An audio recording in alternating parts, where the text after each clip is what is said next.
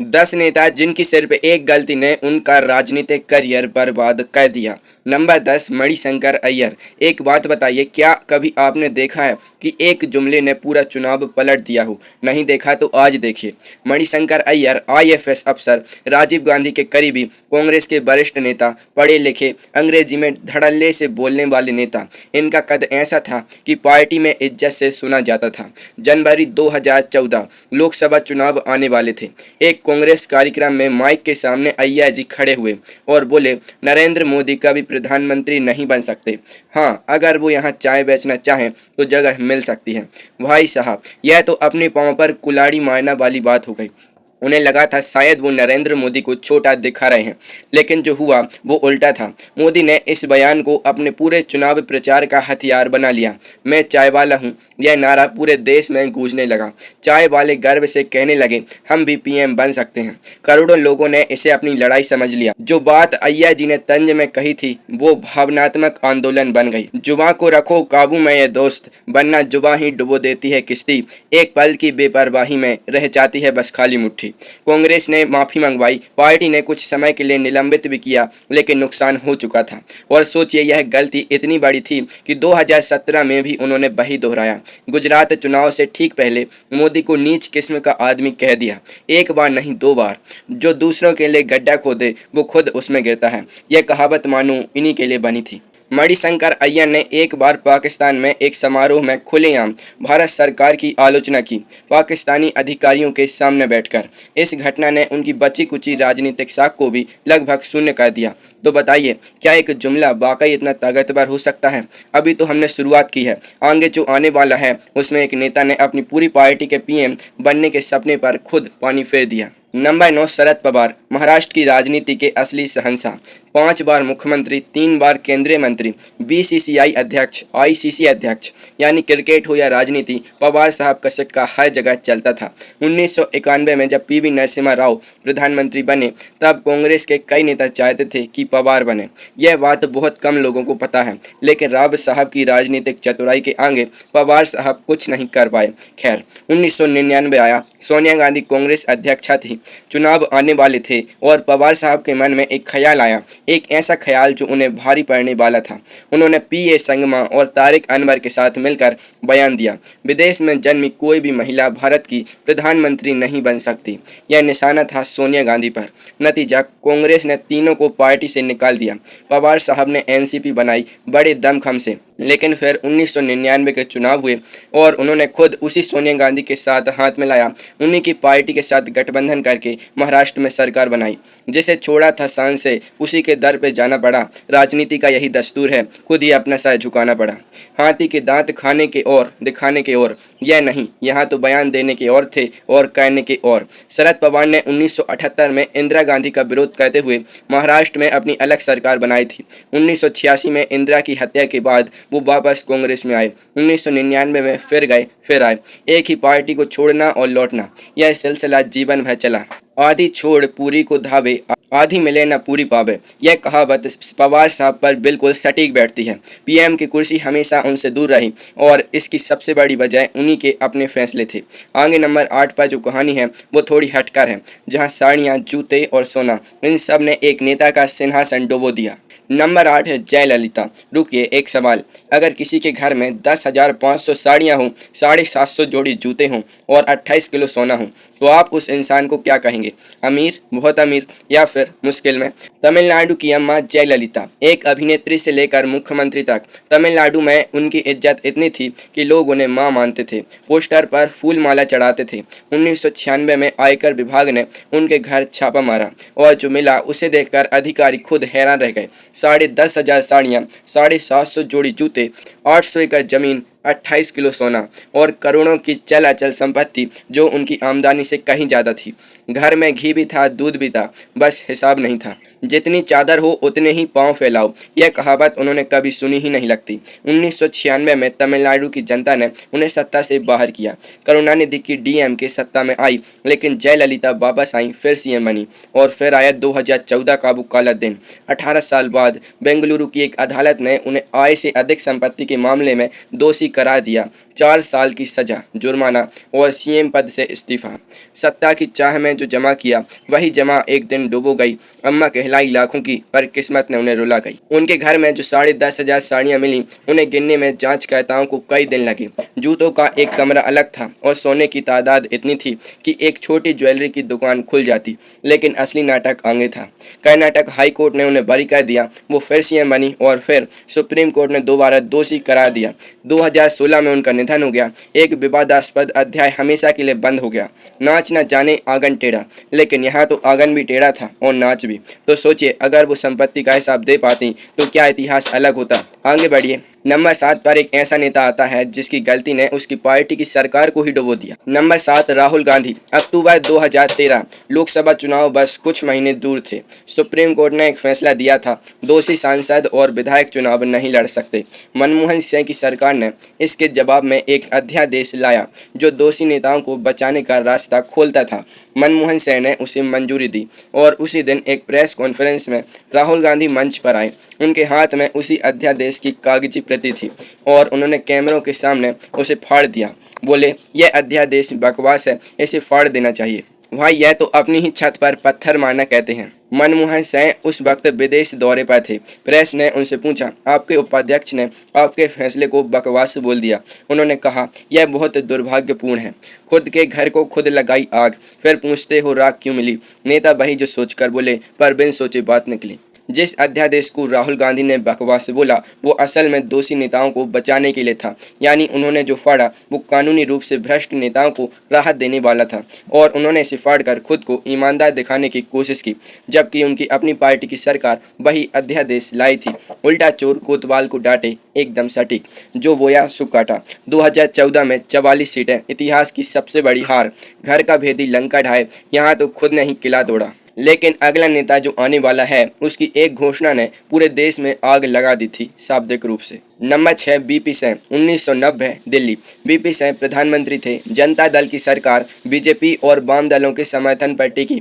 देश में राजनीतिक उथल पुथल थी। बोफोर्स से दागी राजीव गांधी की सरकार गई थी। लोगों ने बीपी सिंह को बदलाव की उम्मीद में चुना था, लेकिन बीपी सिंह के मन में एक फैसला पक रहा था। एक ऐसा फैसला जिसके बारे में उन्हें पता था इसके बाद कुर्सी नहीं बचेगी। अगस्त 1990 संसद में खड़े हुए और घोषणा की, मंडल कमीशन की सिफारिशें लागू की जाएंगी। ओबीसी को 27% आरक्षण मिलेगा। देश जल गया। सड़कों पर युवा उतर आए। आत्मदाह की घटनाएं हुई। दिल्ली में राजीव गोस्वामी ने खुद को आग लगा ली। बीजेपी ने समर्थन वापस ले लिया। सरकार गिर गई। एक फैसला जो था जरूरी पर वक्त का नहीं था साथ। जनता जली, सरकार हिली और छूट गया वो हाथ। बीपी सिंह को पहले से पता था कि यह फैसला उनकी सरकार गिरा देगा। एक इंटरव्यू में उन्होंने कहा था, मुझे सरकार की परवाह नहीं, मैं इतिहास में जगह चाहता हूं। और उन्होंने बनाई, लेकिन वो जगह विवादास्पद रही। उनके खुद के बेटे ने बाद में कहा कि यह फैसला जल्दबाजी में लिया गया था। दांव खेलना ठीक है, पर जान की बाजी लगाना। बीपी सिंह ने दांव खेला, कुर्सी गई। इतिहास में नाम भी 2 हिस्सों में बट गया। एक पंथ 2 काज नहीं हुआ। यहाँ एक फैसले में 2 नुकसान हुए। अब बढ़ते हैं नंबर 5 पर, जहाँ एक बेहद पढ़े लिखे सज्जन नेता की खामोशी उनकी सबसे बड़ी गलती बन गई। नंबर 5, मनमोहन सिंह। 1991 भारत दिवालिया होने की कगार पर था। सोने को गिरवी रखना पड़ा था और उस संकट में वित्त मंत्री बने मनमोहन सिंह ने देश की अर्थव्यवस्था बदल दी। उदारीकरण लाए, भारत को दुनिया की बाजार में खड़ा किया। इतिहास में उनका नाम हमेशा के लिए दर्ज हो गया।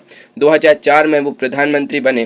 पहला कार्यकाल ठीक ठाक रहा, लेकिन 2009 में दूसरे कार्यकाल में जो हुआ वो किसी बुरे सपने से कम नहीं था। 2G स्पेक्ट्रम घोटाला, 1,76,000 करोड़ रुपए का अनुमानित नुकसान। कोयला घोटाला, 1,86,000 करोड़। CWG घोटाला, हजारों करोड़। और डॉक्टर मनमोहन सिंह बिल्कुल चुप। प्रेस से बोल रहा था। CAG रिपोर्ट आई, CBI ने जांच की, विपक्ष चिल्लाया, लेकिन प्रधानमंत्री की तरफ से मौन। खामोशी भी एक गुनाह है जनाब, जब जुल्म हो और तुम चुप रहो। जो देखे सब पर बोले नहीं, वो भी उसी रास्ते पर चलते हो। मौन की एक भाषा है, लेकिन यहाँ मौन राजनीतिक आत्महत्या बन गई। कोयला घोटाले की जांच में यह सामने आया कि 2006 में कोयला ब्लॉकों के आवंटन के समय कोयला मंत्रालय का प्रभार खुद प्रधानमंत्री मनमोहन सिंह के पास था। यानी आवंटन उनकी देखरेख में हुआ। इसके बावजूद उन्होंने कोई कार्रवाई नहीं की। उन्होंने कहा, मैं कोयली सेंट्रामा निभा रहा था। आधी छोड़ पूरी को धावे, आधी मिले ना पूरी पावे। यही हुआ, ना कोयली सन बचा, ना इज्जत बची। बड़े बड़ाई ना करें, बड़े ना बोलें बोल। यहाँ तो बड़े ने कुछ बोला ही नहीं और यही उनकी सबसे बड़ी गलती थी। अब नंबर 4 पर आते हैं, जहाँ एक नेता ने अपने ही सिद्धांतों के खिलाफ जाकर ऐसी बात कही जिसने उनकी पूरी राजनीतिक विरासत पर सवाल खड़ा कर दिया। नंबर 4, लाल कृष्ण आडवाणी। 2005 पाकिस्तान। लाल कृष्ण आडवाणी बीजेपी के सबसे बड़े नेता। 1990 में रथ यात्रा निकाली थी। राम मंदिर आंदोलन के सूत्रधार, हिंदुत्व की राजनीति के प्रतीक। वो पाकिस्तान गए, ऐतिहासिक यात्रा, और वहाँ मोहम्मद अली जिन्ना की समाधि पर पहुँचे और उन्होंने कहा जिन्ना एक महान नेता थे, वो धर्मनिरपेक्ष थे। पाकिस्तान में जाकर जिन्ना की समाधि पर खड़े होकर जिन्ना को धर्मनिरपेक्ष बोलना बीजेपी में जैसे भूकंप आ गया। आरएसएस नाराज हो गई, पार्टी के अंदर बगावत मच गई। विश्व हिंदू परिषद ने बयान दिया और आडवाणी जी को बीजेपी अध्यक्ष पद से इस्तीफा देना पड़ा। जिसने खड़ी की पार्टी अपनी जान से, उसी ने डुबो दी एक बयान से। राम की राह पर चला जो बरसों, गलती हुई तो हुई पहचान से। 2009 के लोकसभा चुनाव से पहले बीजेपी ने आडवाणी जी को पीएम उम्मीदवार जरूर बनाया, लेकिन उस पाकिस्तान यात्रा के बाद उनकी छवि इतनी कमजोर हो गई थी कि पार्टी हार गई और 2013 में जब नरेंद्र मोदी को पीएम उम्मीदवार घोषित किया गया, आडवाणी जी उस बैठक से बाहर चले गए। वो नेता जिसने कभी मोदी को राजनीति में लाया था, उसी से असहमत हो गए। अपना उल्टा पड़ा, पराया भी नहीं मिला, यही हाल रहा। जो बोला सो खोया, यह भी यहाँ सटीक है। अब नंबर 3 पर एक ऐसी नेता जो आयरन लेडी कहलाई, पर जिनकी एक गलती ने उन्हें खुद अपनी सीट गंवानी पड़ी। नंबर 3, इंदिरा गांधी, गूंगी गुड़िया। यही कहा था उनके बारे में, और इसी गूंगी गुड़िया ने 1971 में पाकिस्तान को हराकर बांग्लादेश बनवा दिया।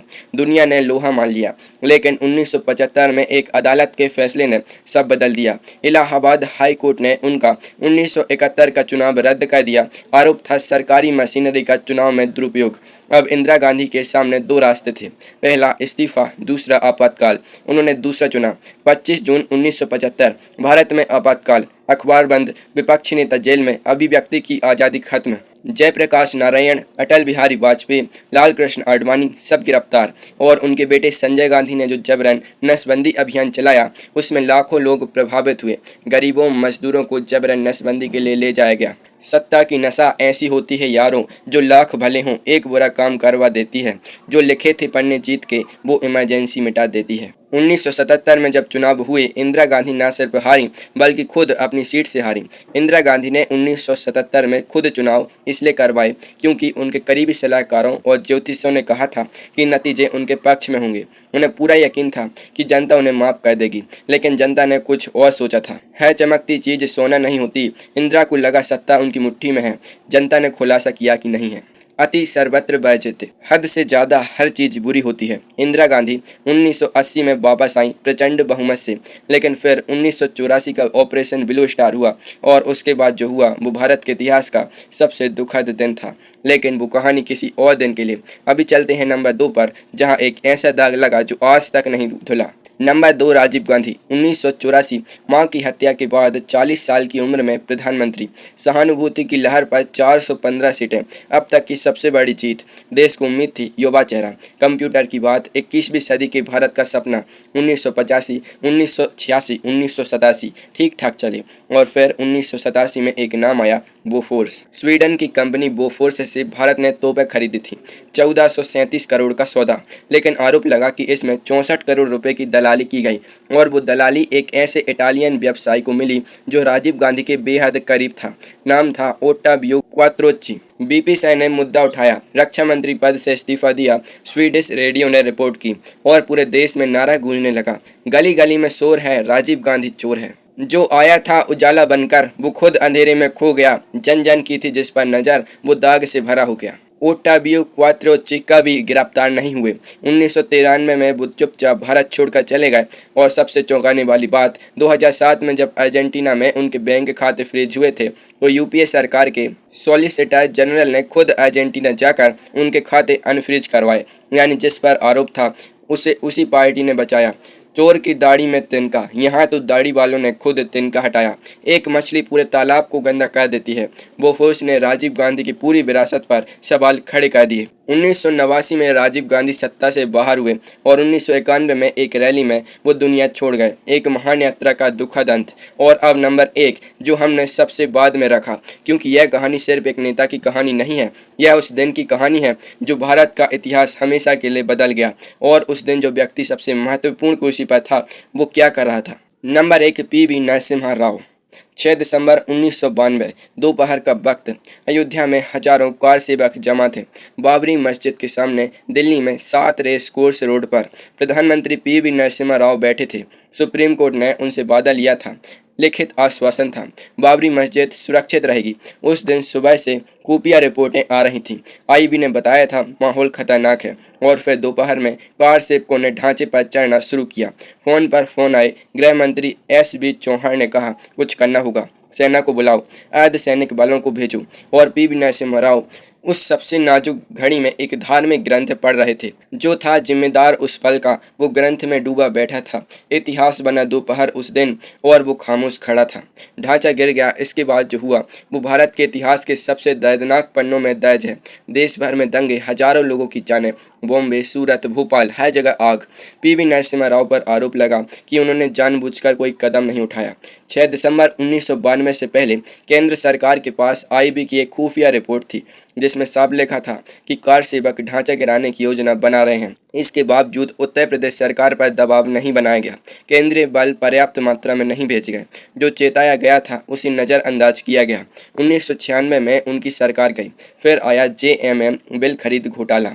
आरोप था कि झारखंड मुक्ति मोर्चा के सांसदों को नकद देकर सरकार बचाई गई। उन पर मुकदमा चला। कांग्रेस अध्यक्ष पद छोड़ना पड़ा और फिर 2004 में उनका निधन हुआ। और सबसे दुखद बात जो आपको रुला देगी, पी.वी. नरसिम्हा राव के पार्थिव शरीर को कांग्रेस मुख्यालय में आने नहीं दिया गया। वो नेता जिसने 1991 में भारत को आर्थिक तबाही से बचाया, जिसने एलपीजी सुधार लाए, जिसने भारत को वैश्विक अर्थव्यवस्था में खड़ा किया, जिसके बिना आज का इंडिया बनता ही नहीं, उसे उसकी अपनी पार्टी ने मरने के बाद भी दरवाज़ा नहीं दिया। जिंदगी भर किया जो काम देश का, मरने पर भी डर नहीं मिला। यही है राजनीति का दस्तूर यारों, बड़े काम वाले को सम्मान नहीं मिला। करत करत अभ्यास के जड़मती होत सुजान। यह कहावत उनके लिए उल्टी पड़ गई। जो सबसे ज़्यादा समझदार थे, उनकी एक गलती ने सब मिटा दिया। समय से पहले और भाग्य से ज़्यादा किसी को नहीं मिलता। पी.वी. नरसिम्हा राव को शायद दोनों से नहीं मिला। यही है राजनीति का असली चेहरा। एक गलती, बस एक, और पूरी उम्र की मेहनत।